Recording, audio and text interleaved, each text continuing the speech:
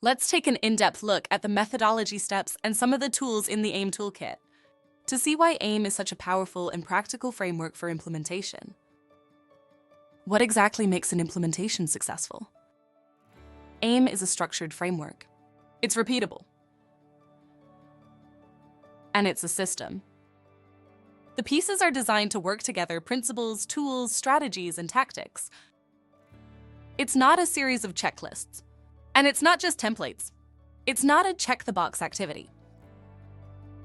Think of AIM as a risk dashboard for the human elements of change. The methodology helps you identify where the risks are and where the opportunities are so you can manage both and implement at an accelerated pace. It's also designed to be systemic. So AIM becomes the way your organization operates and gets things done every day. Whether you're implementing new processes, new technology, restructuring, or integrating an acquisition, AIM gives you the framework for achieving real, lasting change. In our 25 years working with global industry leaders, we've observed a common barrier to change. It's what we call the difference between installation and implementation. Many organizations fall into what we call the installation trap. But here's the problem. You don't get all the benefits of your change with just installation. Your changes must be fully implemented. For any business change to be considered successful, it must achieve 5 distinct metrics. It must be delivered on time, on budget, all technical objectives met, all business objectives met, and just as important, all human objectives met. Let's use the example of new technology. It's an easy way to see the difference between installing a change and implementing it.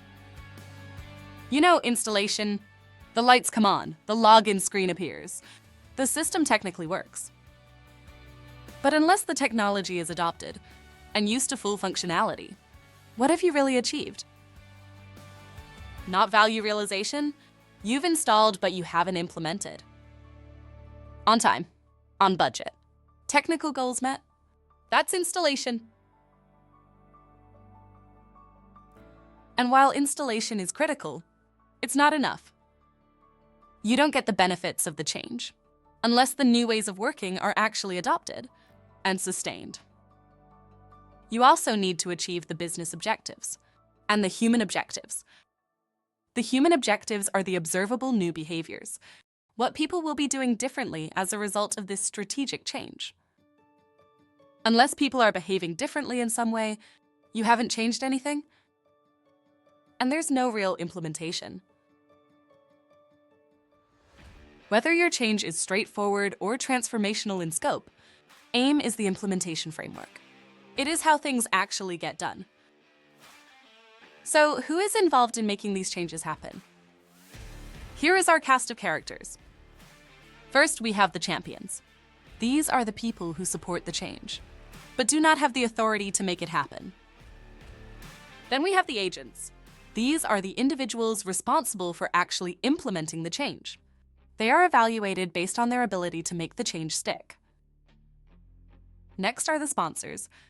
In AIM, we place a great deal of emphasis on the people who lead the change. We say that sponsorship is the single most important factor in achieving swift and successful implementation.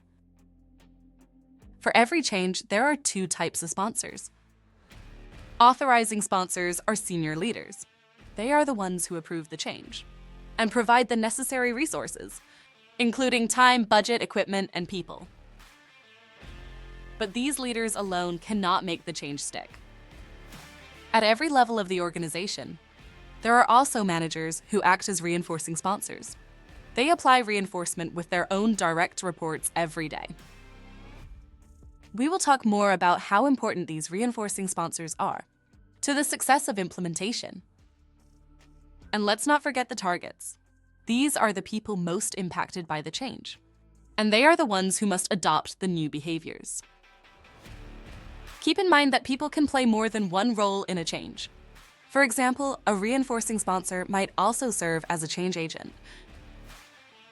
So now we have the roles, and each one matters. What's the process? What you see here is called the AIM roadmap. We can explore the methodology in a few different ways, but this roadmap gives us a simple, clear picture. Each step in the roadmap includes tools and deliverables that help guide your change to full implementation. Let's start with the first step. Define the change. If we go back to the 5 best practice success metrics we talked about earlier, on time, on budget, technical objectives met, business objectives met, and human objectives met, we want to include all of those when we define the change. The AIM change definition process is more comprehensive than what you might be doing in a typical project charter or lean business case, especially when we begin to define the human objectives, the behaviors we expect to see in the future state. If we do not identify those required behavioral changes up front, we will not be able to measure adoption later on. And without that, we cannot develop reinforcement strategies that are specific to the behaviors we need. This is where implementation begins, by clearly defining what success looks like, not just in deliverables, but in what people will actually be doing differently. In defining the change, we are also looking at the gap between the current state and the desired future state. That gap helps us identify the resources required to get from where we are today to where we need to go. Think of it this way. If you're traveling from New York to Miami, it will take a certain amount of time, energy, and resources. But if you're going from New York to Sydney, Australia, you're gonna need a whole lot more. The bigger the gap, the greater the effort required to close it. We use AIM tools and templates to support this process. And the final deliverable from this step is called the business case for action. This document becomes the foundation for your communication plan. But it's not enough to write a single version. The business case must be translated so that it is meaningful for each group of targets. Each audience needs to understand why this change matters to them, what it means for their work, and what is expected of them. Next, we need to look at developing change agent capacity. Implementation doesn't happen from the top down. It takes place at the local level. That means we need prepared local agents with the right skills, the right traits, and the right characteristics. And we need them in the right numbers, in all the right places. Every area that is impacted by the change needs to have a capable agent in place.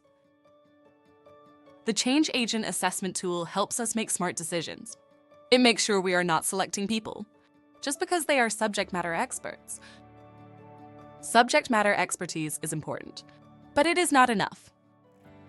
We need people who also have credibility, influence, and the interpersonal skills required for this critical role. Now let's move to the next step. Assess the climate. When we assess the climate, we are looking at 2 major components. First, we look at your organization's past implementation history.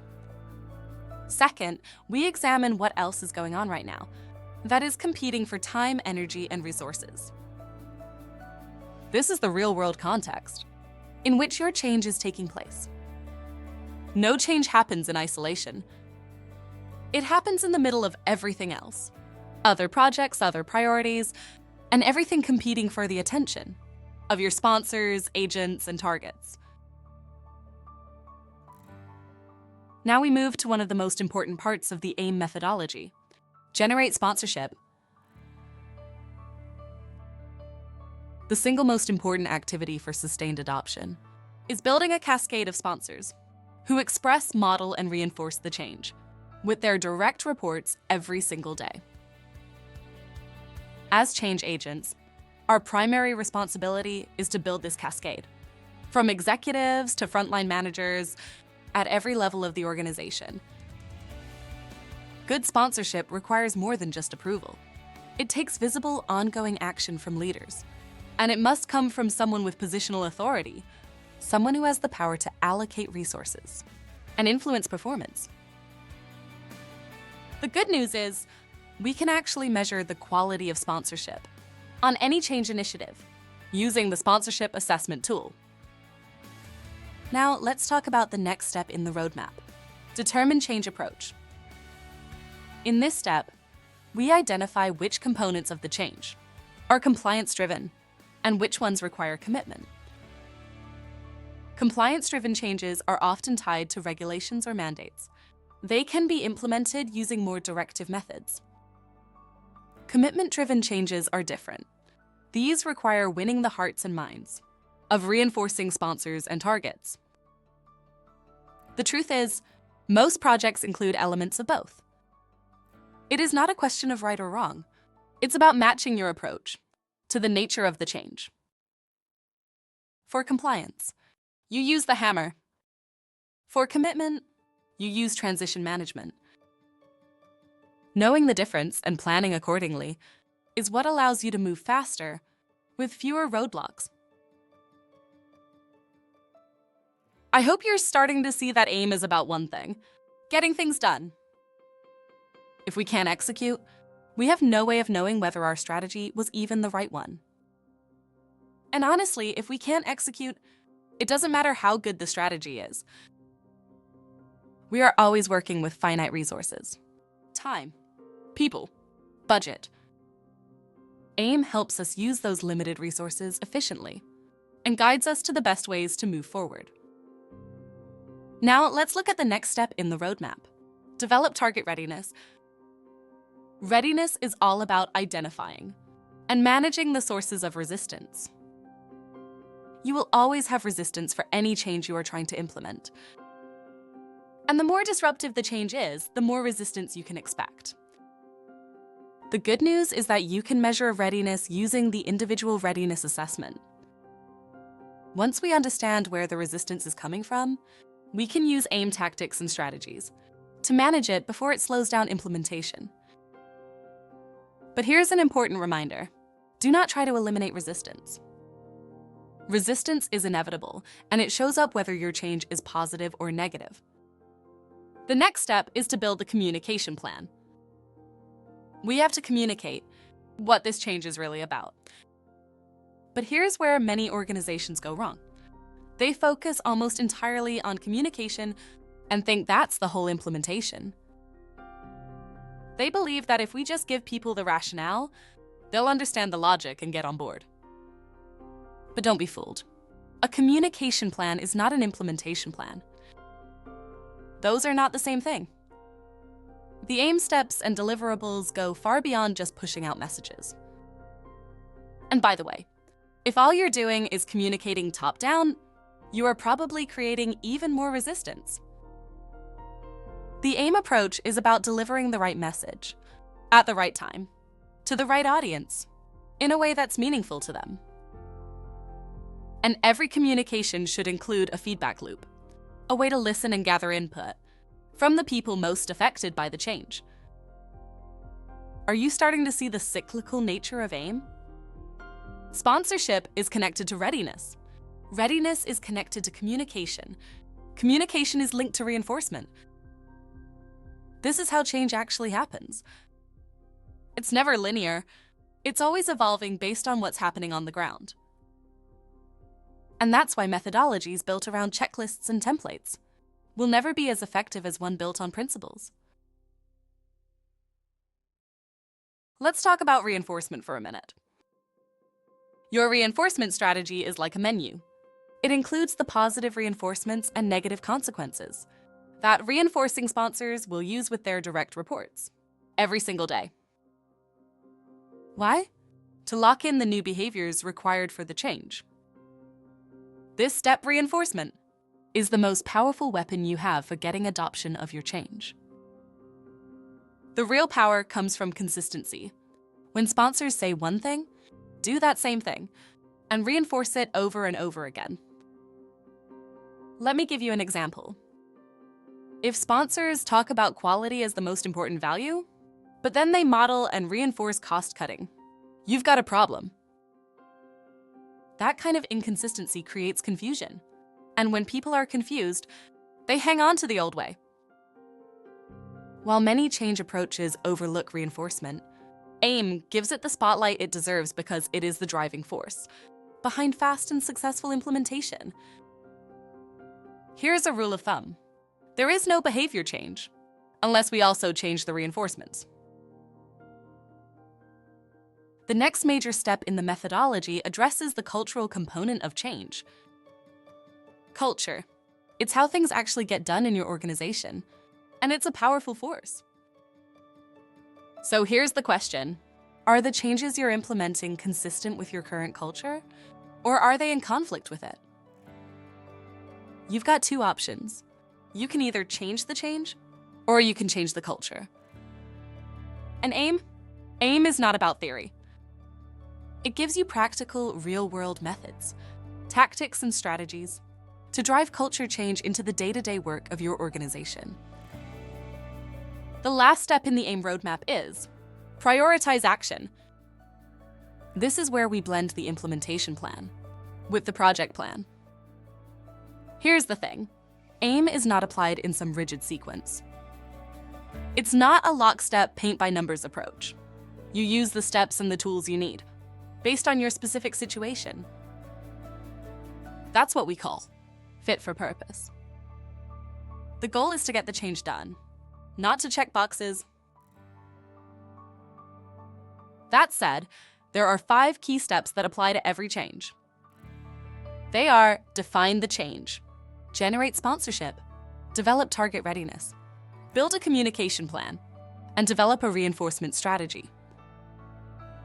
These 5 are always in play for every project, every business change, no matter the size, scope, or complexity. AIM captures all the critical elements you need to implement change. It's scalable, flexible, and focused on deliverables. It's also repeatable and highly practical. It's about getting real work done and driving your change to adoption and value realization.